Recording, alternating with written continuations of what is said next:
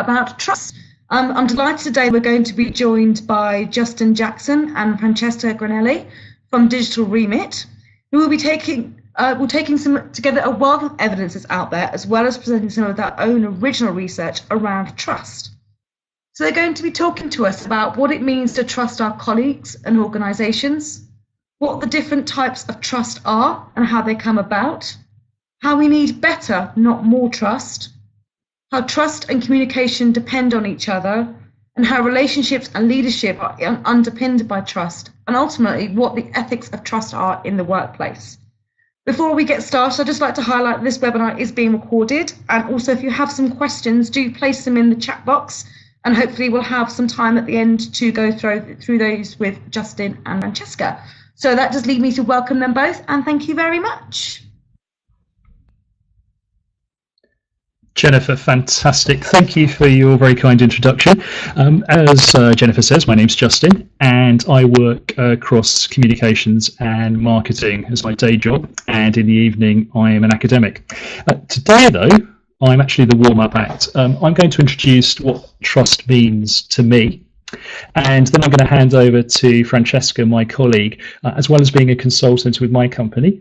Francesca works at King's College London, where she's a teaching fellow in the King's Centre for Strategic Communications. Most pertinently for today, though, she's just finished carrying out 5 years of research into trust, what it means, types of trust, and so forth. And unbelievably, she looked at 2,500 years of history, how trust has changed over that time. And she's looked at trust in the workplace, in the market, at home, and so forth.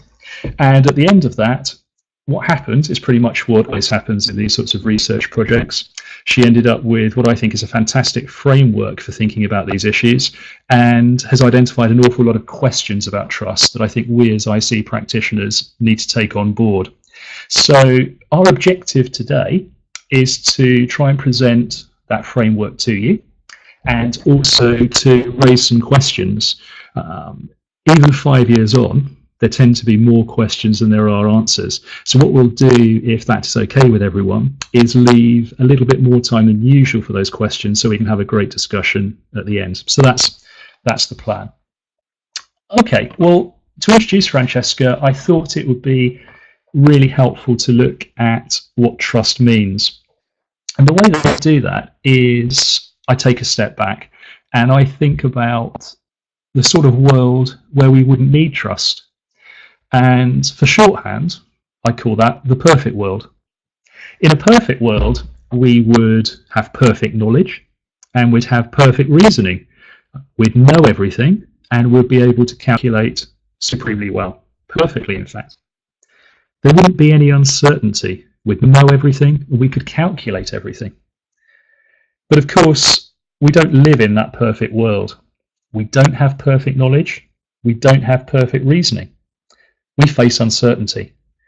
And because we face uncertainty, we've grabbed hold of several navigational aids that help us get through life, get through our working day, but our day more generally. And I think that there are 3 important ones that I'd like to mention at the start of this webinar as context and background for Francesca. Well, the first of my navigational aids, the things that we use, the techniques we use to help us get through life, are heuristics, effectively shortcuts, rules of thumb. An example would be, instead of trying to work out if someone's an expert by looking at all the information they have, how successful their predictions have been, and so forth, what we do instead, because that would take ages, we don't have that information, and we couldn't possibly work with it all if we did, what we do instead is we look at shortcuts. Do these people have the trappings of authority? Do they have certificates on their wall? Do they have qualifications? Do they have testimonials? Do they dress like a figure of authority?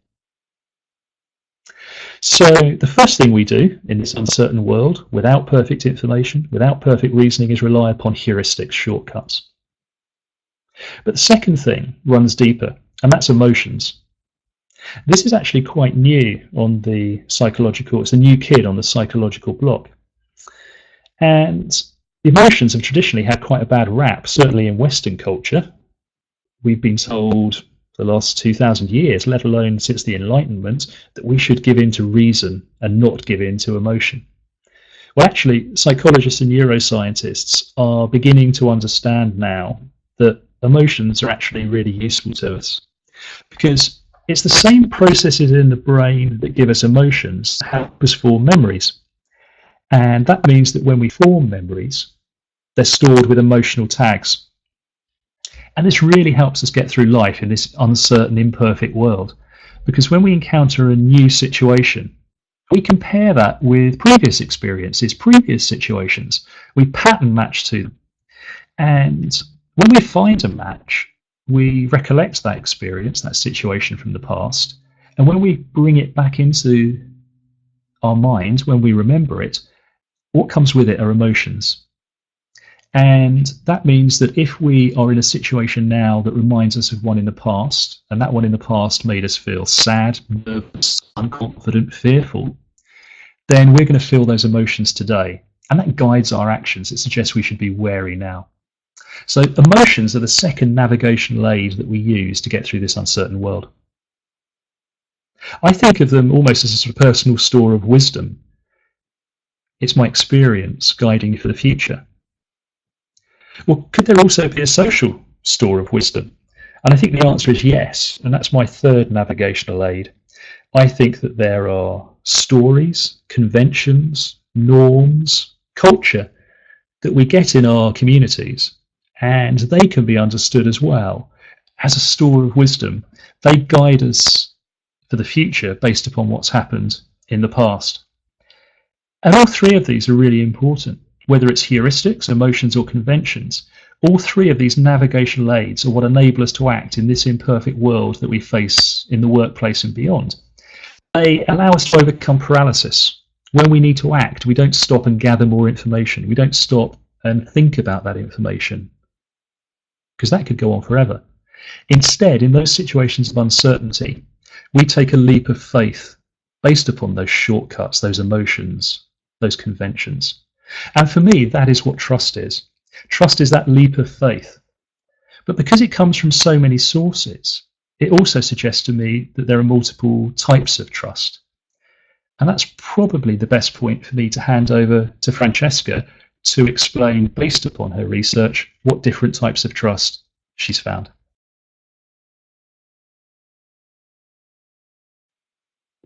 So, trust takes many forms. And as Justin's mentioned, I've spent 5 years looking for examples across 2,500 years of history for my sins.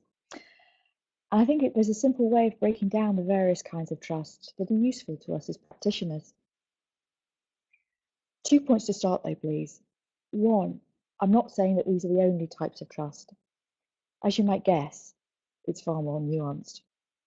And 2, the 3 types of trust, personal, impersonal, and general, that you can see on the slide, don't map to heuristics, emotion, and convention, respectively. Okay, so the first, personal trust. This should be familiar to us all. It's the trust between individuals. These might be our colleagues, whether leaders or followers, seniors or juniors, internal or external, or stakeholders more widely. It's situational and contextual. Personal trust is both an action and a decision based on expectation, intentions, behaviour, and emotion. It's the product of experience, resolve, and commitment. It questions and considers. It naturally involves risk and vulnerability. And it's better accounted for or understood as a decision. It's optimistic, it's transformative, both to the parties involved and externally. And for me, it underpins communications requiring a level of mutual understanding and cooperation. I hope that's clear. And the second, impersonal trust. Well, this is primarily between individuals and an organisation. Again, whether we work at a company, a school, a place of worship, or the NHS. but it can also be between individuals in a system. For instance, we trust that the free market will put food into the shops, or at least until March. Let's hope Brexit goes okay. This form of trust marries experience with sanctions and one's need to reduce complexities of everyday life, the most commonly associated with the notions of reliability, responsibility, and competence. Often an unconscious action, impersonal trust is an ongoing action. Okay, so the third one, general trust. This is the background level of trust in a society, or for that matter, in a small community or workplace. I hesitate to say it's the baseline, because it implies that trust runs along a single dimension, where we've been at pains to point out that there are different types, not just different amounts. Now, I think this gives us some takeaways for IC practitioners. First, these types of trust can work together, but they can also pull apart. For instance, it's essential that we build trust between employees, but that needs to reinforce, not counter the trust in an organisation. Second, it's essential that these are inclusive and not exclusive. For instance, it's a fine line between building trust between colleagues and fostering cliques. Third, it's often forgotten that trust is two-way. This is especially so for impersonal trust. For instance, a company needs to trust its employees as well as demand their trust. Here, I think you could draw parallels with, and I hope none of us have experienced this, but the idea as an employee, you might be given responsibility, but are you given latitude to actually deliver on that sort of complication, and that sort of two-way process that needs to happen? Fourth, might there be too much trust? Could this result in groupthink? Could this discourage individuals from raising their hands when they think their organisation has lost its way? So let's explore this in a little more detail. We're told that trust is good, but is it? First, let's think about distrust. This is more than the absence of trust. There are lots of people in the world that I don't trust because I've not met them. But that doesn't mean that I don't distrust them. Rather, distrust comes about in the same way as trust. Information, consciously or unconsciously, is fed into heuristics, emotion, and conventions. We just get a different answer. Distrust rather than trust. Second, where does this lead mistrust? Well, this is where our heuristics, our emotions, and our conventions go wrong. They guide us to trust when in fact we should distrust. To explain it more, mistrust is a judgment, unlike trust and distrust, which take account of the past and the present to look forward. It's something one looks back on. And although mistrust is often mistakenly used as a synonym for distrust, mistrust should be regarded as misplaced trust. So let's be clear, it's sometimes absolutely the right thing to distrust. An organisation might have a track record of broken promises. An individual might have form in telling untruths. I think we all know instances of both of those examples. So we've been talking for a while, but I want to take a minute, pause and go back. First, why do we need to trust? Well, this is quite big, and trust, we're told, enhances the social fabric. It lowers crime, it increases happiness, and it generates prosperity. It enables human communication, facilitates complex political systems, underpins economic institutions and financial instruments. And it not only holds society together, but it's held out as a panacea for all our social problems. My God, wow, it does absolutely everything. Trust is amazing. But more specifically in companies, trust is the glue that binds employees and employers, customers, and also customers to companies, and companies to their suppliers, regulators, government, and partners. High levels of trust lead to stronger reputation, sustainable revenues, great customer advocacy, and increased employee retention. It's also likely that companies with higher levels of trust will bounce back from future crises far quicker than others. So trust is an asset, one we need to take care of, and certainly one we need to understand. However, in saying all of that, we should be aware that recent research highlights positive benefits of building and maintaining trust, or these positive benefits, have a diminishing return, certainly in respect of increasing commitment to an organisation. It's like those lovely charts I'm sure you've seen in work every day, where the curve just starts to bend back on itself. And even if it's the case that we need to build trust, we must not forget that trust is specific, an action or a task. It's situational and contextual.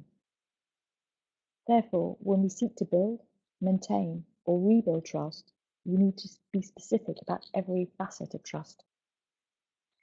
I'm sure we're all guilty, particularly governments and politicians, of asking for our trust, but not specifying in what, for what purpose, what goal. This leads me on to suggest that trust isn't always good. I think of it this way. As I see practitioners, we shouldn't just be trying to create trust. We should instead be trying to create better trust. We therefore need to reject the idea, which I hear every day, that more trust will solve all our problems. Even today, I picked up the newspaper on the way in. There were headings, there were polls telling us how trust is declining, other ones telling us how we need to trust politicians, others telling us don't trust politicians. Trust seems to be everywhere these days. And if I keep it sort of relevant to us, companies won't be efficient if employees trust and don't question their instructions. Companies won't be profitable if investors trust and don't raise concerns. And companies certainly won't be purposeful if their stakeholders trust and don't flag issues. This certainly holds true in an error culture, if not all cultures.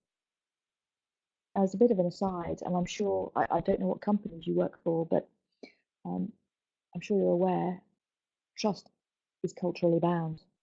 For example, Swedes and Finns believe that 60% of individuals are trustworthy. If I compare this with Colombians, Brazilians, and Ecuadorians, it's only 10%. So when we're carrying messages out, we need to be very culturally aware. Back on point, in some situations, it might not be trust we actually need. It might in fact be something else. Loyalty, for example. In an industry with high staff turnover, it's a drain on a company. It's costly, training, the disruption it causes, the lost knowledge, the experience. But trust and loyalty aren't the same thing. And if we ask for trust, will we actually get loyalty? Similarly, expectation. This is where we're entering Justin's perfect world, where we're entering into or edging into prediction. And also think about cooperation. While trust undoubtedly helps cooperation, it isn't actually required for it. Clear end goals, and more importantly, a need tends to drive cooperation. So my summary here is that trust is overused. In fact, it's becoming the new nice. And while nice is quite nice biscuit, it's not a great word to be using. So moving it on and thinking about how trust fits with communication. Well, the authored model is that trust follows communication. If you get your comms right, and sure, we might have to work specifically at this, then trust will follow. And that sounds right, or doesn't it? Our interactions with an individual or an organisation are inputs into heuristics, emotion, and convention. And inputs, if you like, into the trust equation.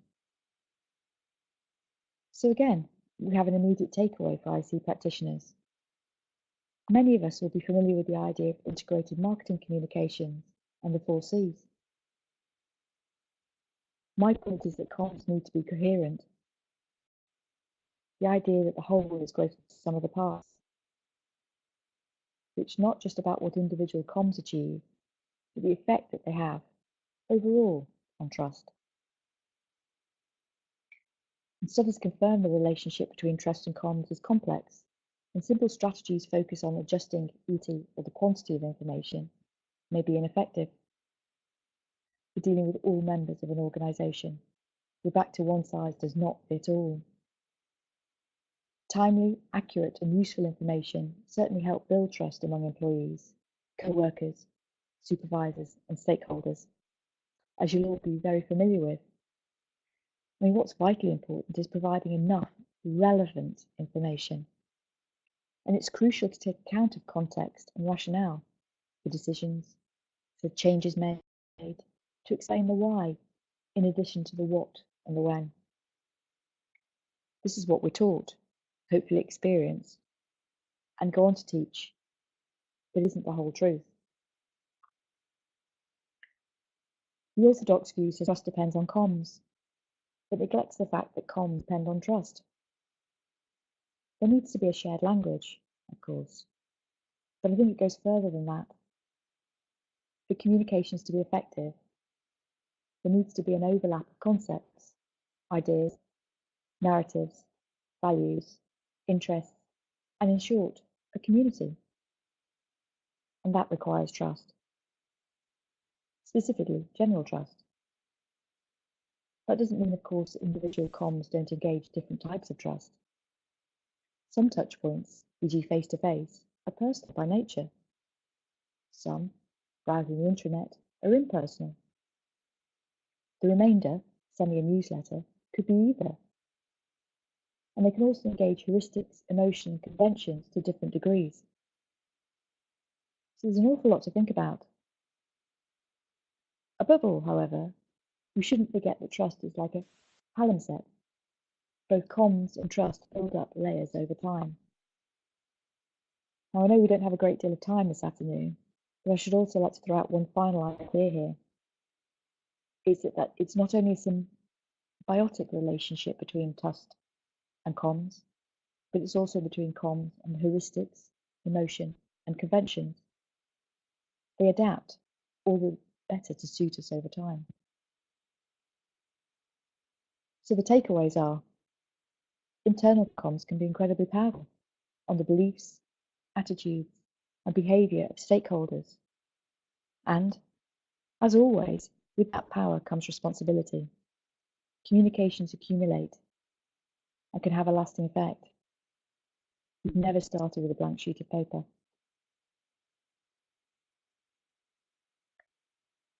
So, now this suggests a connection between trust on the one hand and relationships and leadership on the other. And of course there is. Let's focus on just two types of leadership model. The vertical model is the traditional one. It's hierarchical.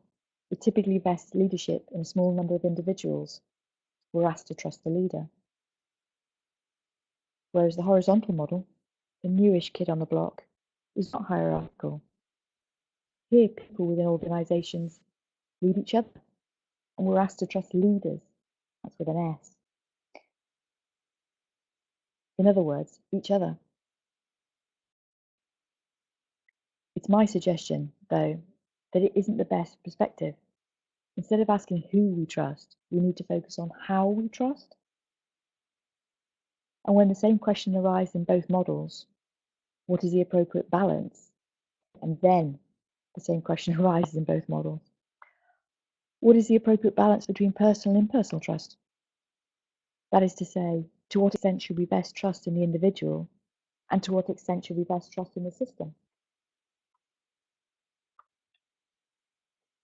Here are a couple of reasons why this matters.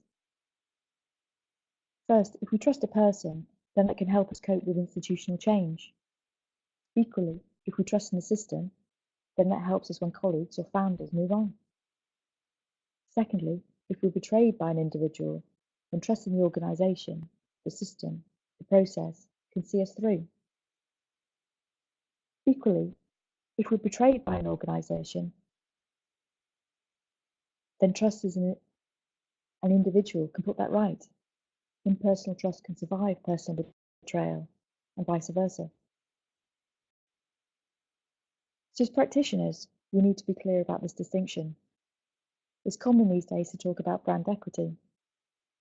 Justin and I are suggesting that there is such a thing as trust equity. And in the same way, we need to strike a balance between placing brands in silos. We also need to strike a balance when it comes to trust. Now, I know you've heard a lot from me, so I'll pass you back to Justin. Francesca, thank you very much for that. I think there are 3 or 4 takeaways as an IC practitioner from Francesca's research. I thought it might be helpful to summarise those at this point before ending up by looking at the ethics of trust. My first takeaway is that Fran has highlighted very clearly the multiple types of trust. And she gave us 4 consequences of that. The first is, because there's so many types of trust, yes, they can work together, but they can also pull apart. And she highlighted the fact that we have to build trust between employees, but what about the effect of that on trust in the organisation? The second consequence of this multiplicity of trust is that they've got to be inclusive and not exclusive. We need to avoid fostering cliques. Third, trust is often 2 ways. It's especially so for impersonal trust. It's often forgotten there. And that means a company needs to place trust in those that work for it, as well as demanding trust from them as well. And the final consequence of this multiplicity of trusts is, could there be too much? Could that actually result in groupthink? We often think that trust encourages people to ask questions. It encourages people to raise their hands. But could the opposite be true? Could there be so much trust in the system, impersonal trust, that actually people don't raise their hands at all? They don't think there's a question worth posing. So that first thing I think is crucial for IC practitioners, the multiplicity of trust. Francesca then went on to the second thing, and she said, you know what, more trust isn't always good. She made clear that we need better trust and gave 3 fantastic illustrations. Companies won't be efficient if employees trust and don't question. Companies won't be profitable if investors trust and don't raise concerns. And companies certainly won't be purposeful if their stakeholders trust and don't flag issues. Sometimes it is appropriate to distrust. And I think that that's a really important point that comes out of all of Francesca's research. For me, the third takeaway focuses on the relationship between trust and communications. Francesca made very clear that internal comms can have an incredibly powerful effect. We all know that, on the beliefs, the attitudes, the behaviour of stakeholders. And crucially, with that power comes responsibility, because all of our communications accumulate. They have a lasting effect. We never start with a blank sheet of paper. And so it's more important than ever, because of trust, that we don't treat communications in isolation. And my last takeaway from Fran's brief presentation was her talk about leadership. And the idea, it's not so much we ask who we trust, the vertical or the horizontal model, but how we trust. And it's important that we have both personal and impersonal, which again comes from Fran's framework, because that gets us through the difficult times. If trust is lost in a person, then impersonal trust sees us through. If trust is lost in an organisation, then personal trust comes to the rescue. And I think it is really important, and I think that can justifiably be described as trust equity. And I'd really welcome your views on that. Before I do, though, I wanted to talk very briefly about the ethics of trust. We've seen that we need trust, but is that always the case? So the question then is, how does this trust come about? And Fran focused, rightly so, on the interests of our organisations. I want to supplement that and conclude by suggesting that, of course, we've also got an ethical responsibility to our stakeholders. So how does that cash out in terms of how we build trust? Well, I think there are 2 points. First, I emphasised at the beginning that much of our decision making isn't deliberate. It comes from heuristics, emotions, conventions, and the operation of these can be more or less invisible to us. And that's compounded by the fact that the brain's greatest trick is that it always convinces us that we're deciding rationally, when in fact that's often a cover story. It's a post-rationalization. So if we're operating underneath the radar, as it were, how do we decide when it's appropriate to harness these heuristics, emotions, and conventions? Well, I've got a simple rule of thumb. I use my own heuristic, if you like. Do those mechanisms, do I harness and deploy heuristics, emotions, and conventions to reinforce what I'd say to somebody's face, what I'd say explicitly, what I'd allow to be fed into a deliberate, a conscious decision-making process? Or are they different? If they're the same, I'm not sure there is an ethical issue. If they diverge, I think there's an immediate moral problem. The second point I'd make is I think we need to draw a crucial distinction between manufacturing and earning trust. My suggestion, which again is only another rule of thumb, is that if as IC practitioners we concentrate on earning trust, then we're unlikely to go wrong. It's when we try to manufacture trust, when we're in a situation perhaps where we find that we have to manufacture trust, it's then that things go awry. So what happens in those situations? Well, if we've built up trust appropriately, if we've earned trust, then it's a resource we can fall back on. We'll be given a second chance, we'll be given more time, we'll be given additional options. But if, on the other hand, we've built trust inappropriately, if we've manufactured it, we're playing a really dangerous game. Because first of all, that trust will disappear as quickly as it arrived. But secondly, and this picks up on Fran's point about alternatives to trust, if stakeholders were merely relying on us and we let them down, that's one thing. But if we've manufactured trust with those stakeholders, then they won't just feel let down, they'll also feel betrayed. And that can be really, really serious for the whole organization. Okay, well, that's all that we wanted to present today. As I say, the most important thing is to get a discussion and take your questions and hear what you think. So if I may, I will hand over to Jennifer with my thanks to moderate that. Thank you, Justin, so much. That was fascinating. And Francesca, well done for going through 2,500 years worth of history of trust. I'm just looking around, seeing if some questions are coming in, but I wanted to get things going, actually, if you don't mind. So you talked actually around the role of internal communication is to help create earned trust, not manufactured trust. And also as well, that comms works better when there's trust involved. So if we're doing an internal comms plan, how do we, what the things do you think that need to happen in our communication to help your top tips create earned trust?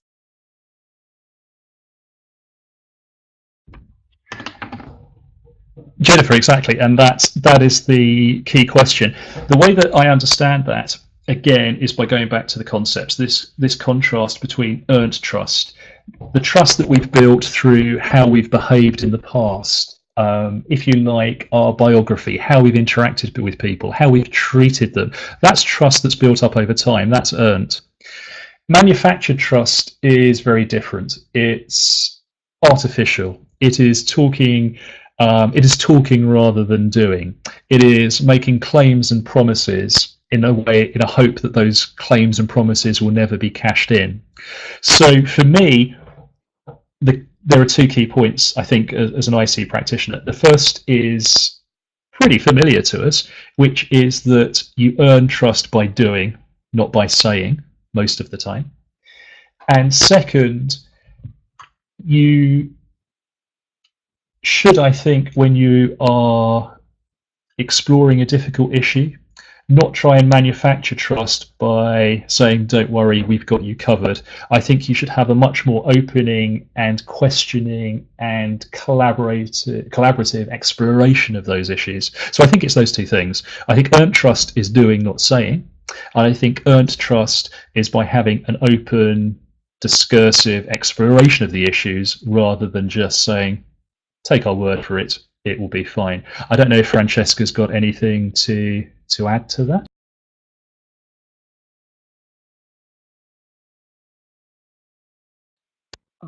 I do apologise. I'm slowly getting used to this webinar system.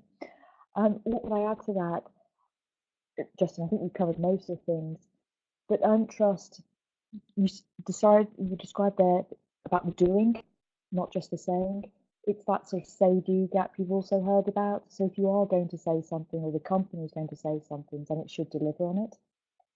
Now, obviously, some things do go wrong, and if they do go wrong, taking responsibility, not finding a scapegoat, that's also very important. It comes down to some of the ideas that I mentioned when I was talking about enough and relevant information. You don't want to bombard people with too much information. They don't know what to do with that. But always think about the context of the information you're giving, and is it something that if they don't have the knowledge that you do as the communicator, is it still valuable to them? So that's probably where I leave that. I think the only thing I would add to that, and I think that's Fran's hit the nail on the head, is we need to also understand the relationship between the amount of information that we give people and how they then form judgments and decisions based on that. And there's been experimental psychology time and time again that shows that if we bombard people with information, then they will make an emotional judgment rather than a deliberate one, a rational one. Now, that doesn't mean that that emotional judgment is wrong. It doesn't mean that I'm knocking it anyway, but I do think we need to be eyes open because it's very counterintuitive. We think that if we give people lots and lots of information, then they will react and they will analyze that data.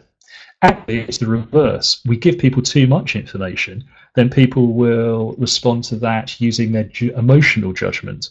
And that could be in the organisations, could be in everyone's interests, but it might not be. And that is a mistake I've seen in the past, which is lots of information. We assume people will analyse, work their way through it. It can bombard, it can overwhelm, and then they fall back on their emotional judgments, which could be great, could be less than great. Fantastic. Thanks, Justin. I'm going to go, there's some questions coming through now, so I'm going to take the next one we've got in. Someone says, how would you generate two-way trust, e.g. when an organisation asks to be trusted, but there hasn't been a culture of it trusting its employees previously?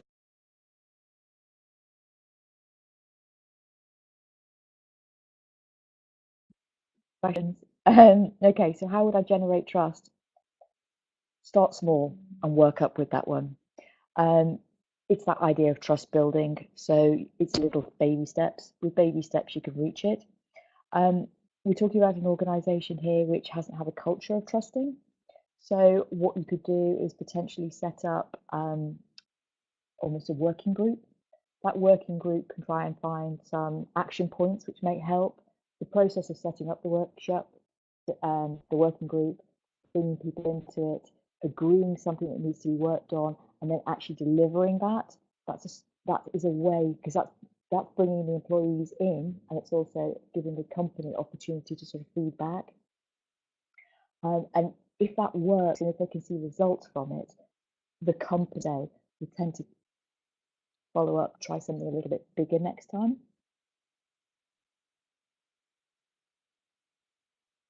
Is that probably enough in the example for now?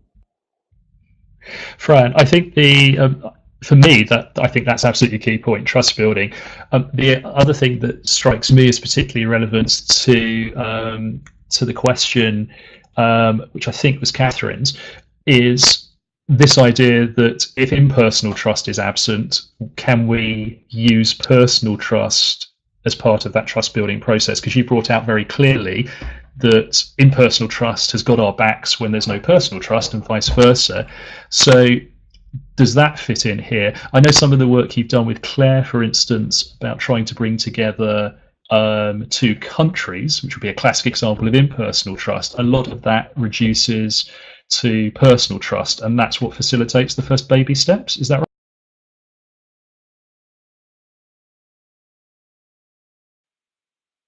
Well, ultimately, if you can bring it down to personal relationships, that is an easier way to build trust. Unfortunately, you've got the situation there that individuals' personality types might not fit. The instance you're talking about there, we were talking about sort of Gorbachev and Thatcher and Reagan. They had a certain personality type which fitted together at a particular point in time and allowed some major breakthroughs to happen. If you went back and looked at, say, Khrushchev and Kennedy, you can see two personality types which clashed. So while yes, I think if you can sort of distill it to personal, you can make quite big steps quite quickly. I think here what you want is to get the actual institution to start trusting. That needs to be that two-way relationship. Um, this is probably the hardest thing to do. Institutions, companies tend to ask for our trust, but that don't tend to give it.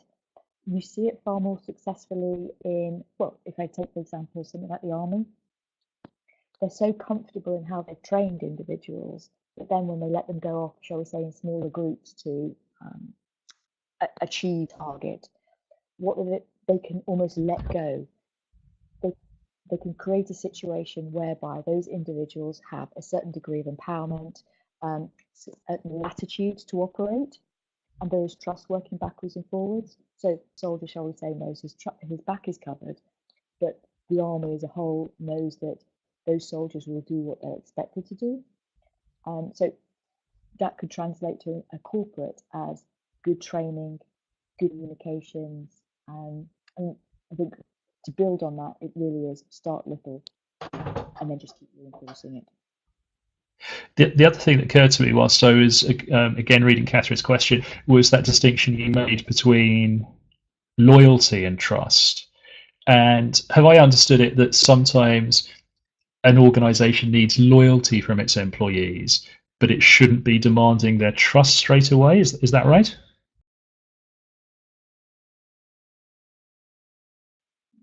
This really depends on the nature of how the company wants to work. Loyalty and trust are different. At the end of the day, you can be incredibly loyal to somebody, but you actually don't trust them, or you trust them. This is back down to the idea that trust is oh gosh, can't speak now.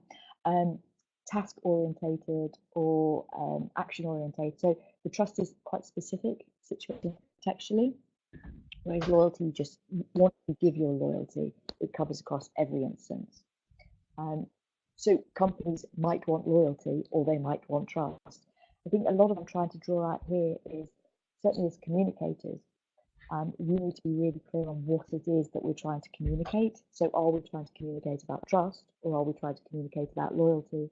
And just be clear with the words. Because I think when we're necessarily sending out more and more messages and constantly talking to people and want things from them, if we are clear about what we want, then shall we say the expectations on the other side are clearer, and you're less likely to get problems arising from that.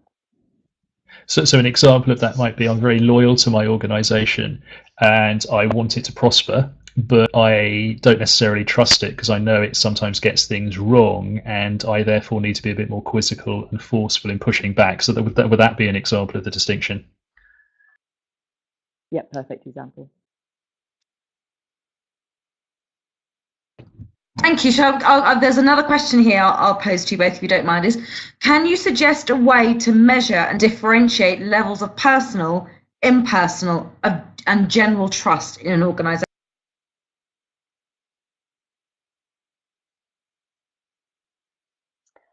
I think we're all aware that measurement and effect is almost the holy grail. We can use surveys. We can use what I would probably suggest, rather than surveys, focus groups. What you need to do here, though, is you need to create a baseline and then keep going back to it. But you also need to be aware that in measuring, when you're looking at the results, you need to look at what has gone on around. So not only what's gone on around in the company, maybe at particular points in time, it might have had a particular issue, or it might have had particularly good results, which could affect people's overall feeling, but also what's going on outside. We're complicated creatures, and while we're looking at both what's going on when people walk inside the company, they bring their lives with them, and that's not in their personal lives, but it's the things that are going on. It's the grander things that are going on around them. So whenever looking at results, you need to sort of need to look at them in that way. I think Alyssa has come in with the terrain-hugging Exocet missile when it comes to trust studies. So I'll say well done rather than thank you, Alyssa, for posing that question, if I may, with the best will in the world.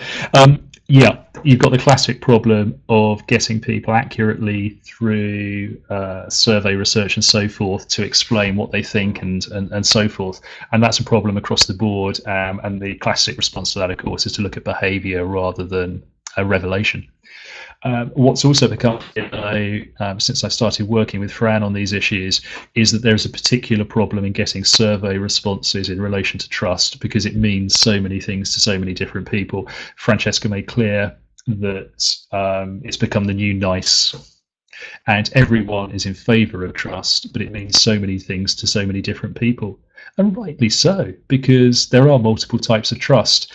And so I think there is a real problem there, and there's active research being undertaken at the moment, funded by the various research councils, to look into this with a huge budget. So if Jennifer's kind enough to invite us back in, don't laugh, 2 or 3 years' time, then we may have a better example. But you've highlighted the real problem, so I couldn't agree.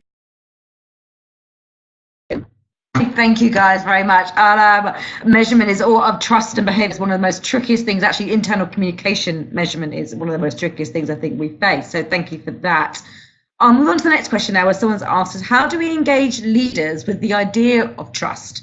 Break the clique. Also, could the male hierarchy in some organizations that needs to be addressed?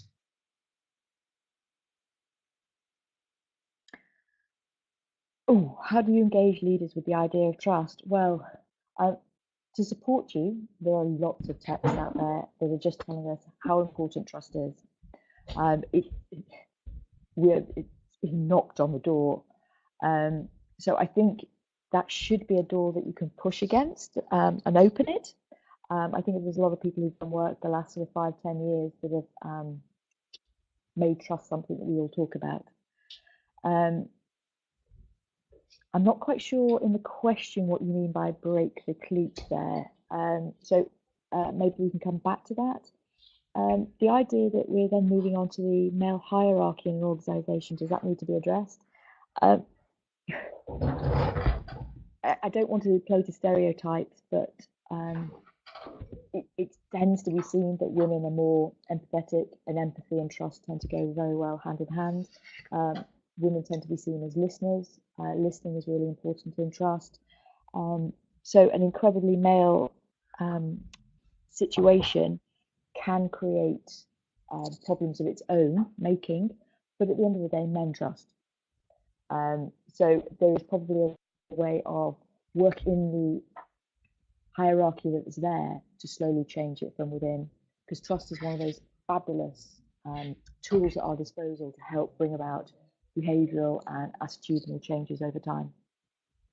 Justin, I think you should weigh in here. Well, I'm certainly not going to try and mansplain how we deal with the male hierarchy, but in terms of engaging leaders with the idea of trust, I think it's really to underline what Fran has said.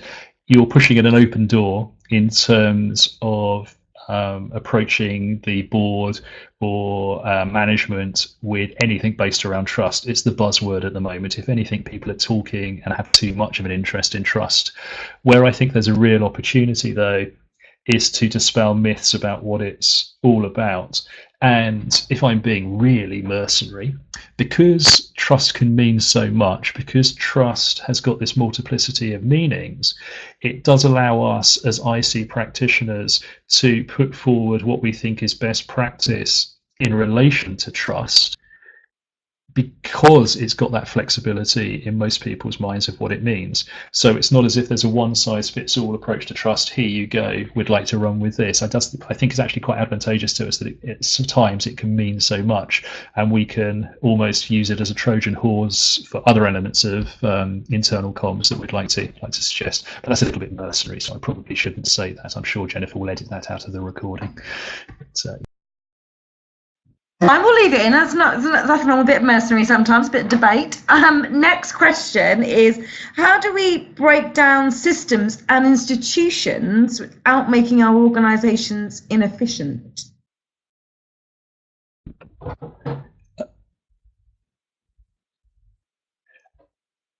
Okay, shall I lead on that one? I think that my hesitation is because I'm not seeing my little red light in the corner, but I'll assume you can hear me unless someone tells me otherwise. I think that when it comes to breaking down systems in institutions, sometimes you have to do that and take a short-term hit in the longer-term interest. Now, that's just a general business point. There's nothing novel there. There's nothing new there. But where I think trust really has a role to play is this fundamental distinction, which may seem very obvious, that Francesca's made between personal and impersonal trust. Because when we are trying to reinvent our organizations, reinvent our systems, reinvent our institutions, then the sticking plaster that keeps things together in the short term can be based on personal trust rather than impersonal trust. And I'm sure we've all worked in organizations undergoing a profound amount of change. Well, what keeps those organizations together through that is trust in individuals, trust in our managers, trust in our founders, trust in our CEOs. If we lacked that personal trust, as well as the impersonal trust, then I certainly don't think we would get through those reorganizations. Now, that doesn't quite answer your question, Tanya, because you were saying how do we break those systems and institutions down without making our organizations inefficient? I think it goes some way to answering that, but I'd also say that a short-term inefficiency as you migrate from one system or one institution to another is potentially a price worth paying for longer-term efficiencies.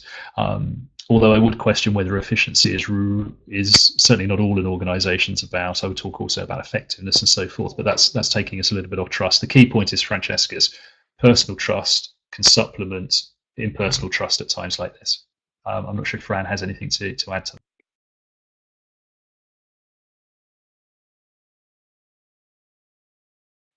On there for now, thank you.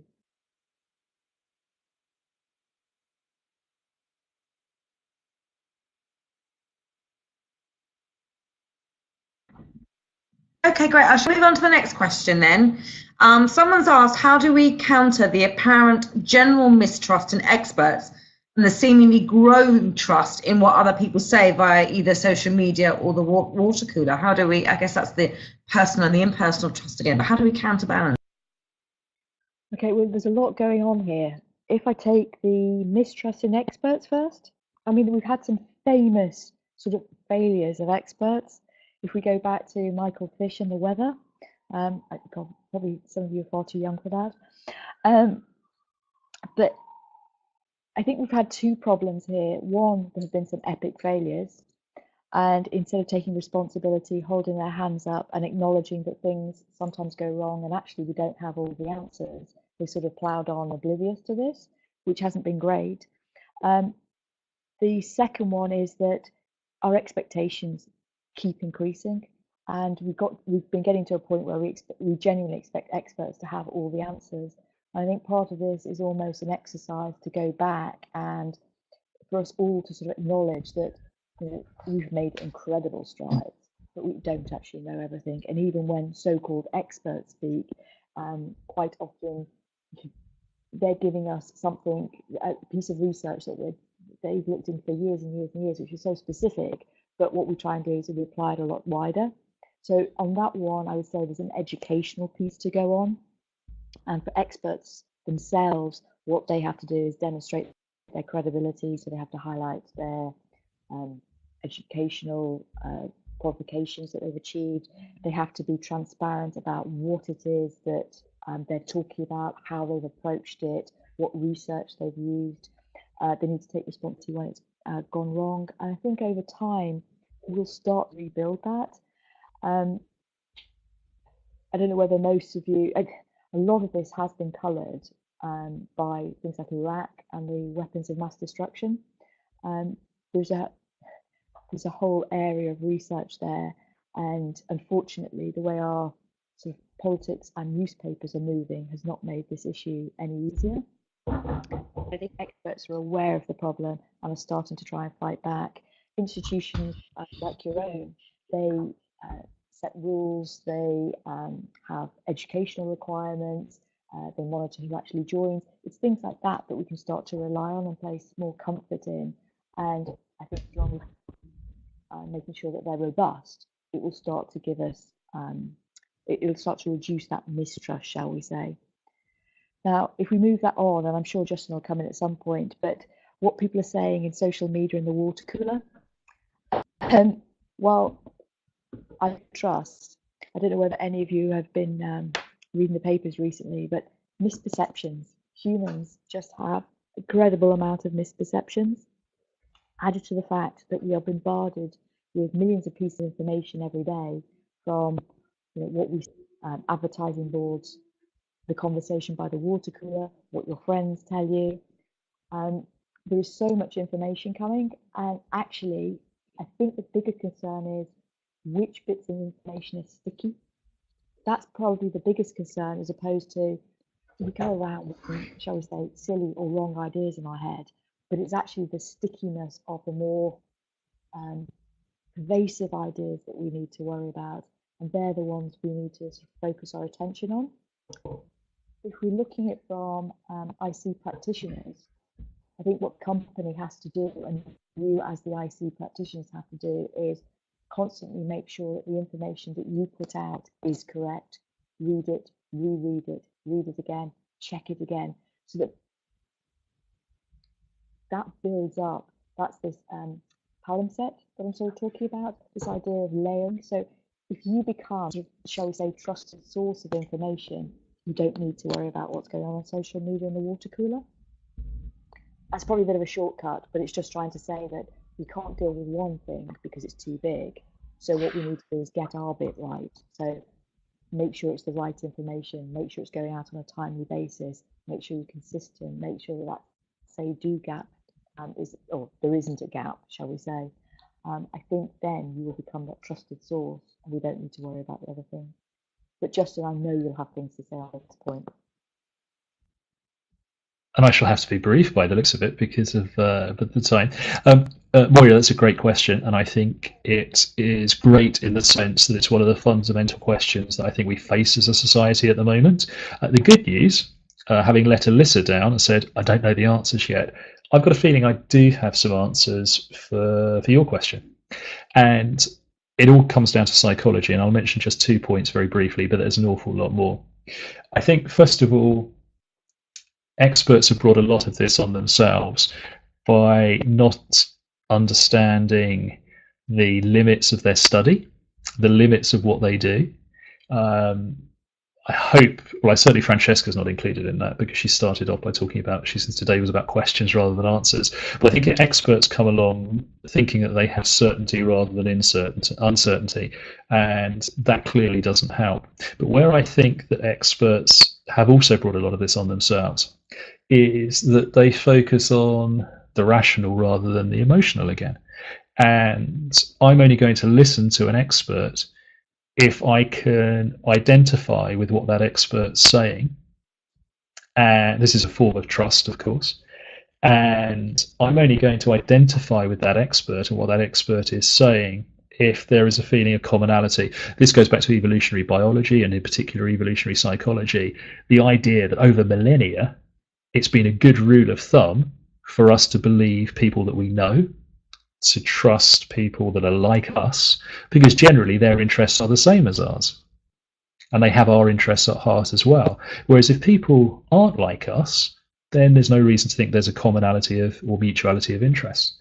And too often experts have sent themselves apart from us, and people pick up on that straight away, and they tend to put that to one side and instead listen to people that they know and are similar to them on social media or at the water cooler.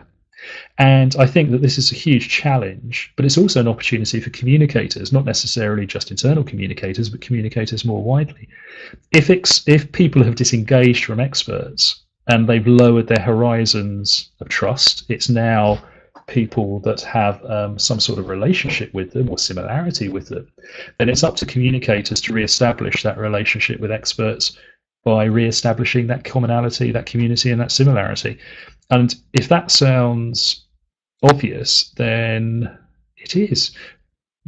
But how have we got to where we are in 2018 and allowed that disengagement with expert opinion? How have we allowed that gap, that divide to exist? I think it's because experts have not always taken the trouble to cash out that they are one of us and that their research has practical relevance. Dr. Heal thyself, but there we go. Thank you so much. Well, we're almost on time, but I just want to ask, I've just been looking through this one final question, which I think would be worthwhile answering, and if you can do it in the last couple of minutes. Someone's asked, how do we address in our messages? Some people are more invested than others, i.e. a leader thinking people will care about their message when they actually don't. How do we trust the messenger? Okay, well, the very long answer to that is wait until September 2019. There's a fantastic new book coming out by Robert Cialdini's team, which looks entirely at the question of the messenger and why we trust the messenger. And I think you'll find an awful lot of value in that, Tanya, and I hope you'll also enjoy it very, very much. But that's a little while away. It's almost a year away. In the meantime, how do we trust the messenger? It's again this building of trust process that Fran described earlier. It has to be baby steps. It can't be all or nothing. We can't rush into this because people will disengage at that point as well. I know we're short of time, so I won't say any more of that, but look out for Steve and Joe's book on messengers next year. And in the meantime, I think Francesca's suggestion about baby steps with trust building is the way forward. But I'll let Francesca close.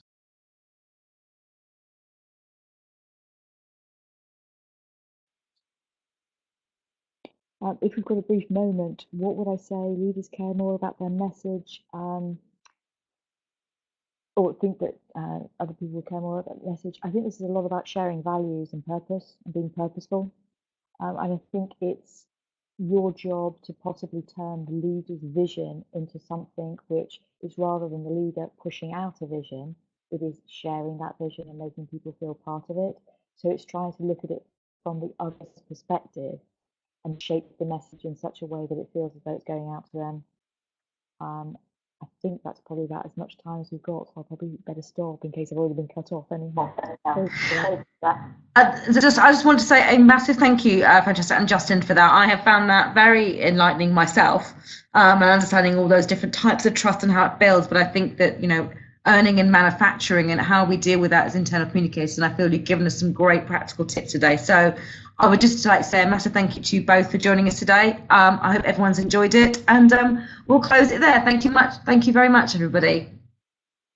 Thank you. Thanks, Jennifer. It's been a pleasure. Thank you.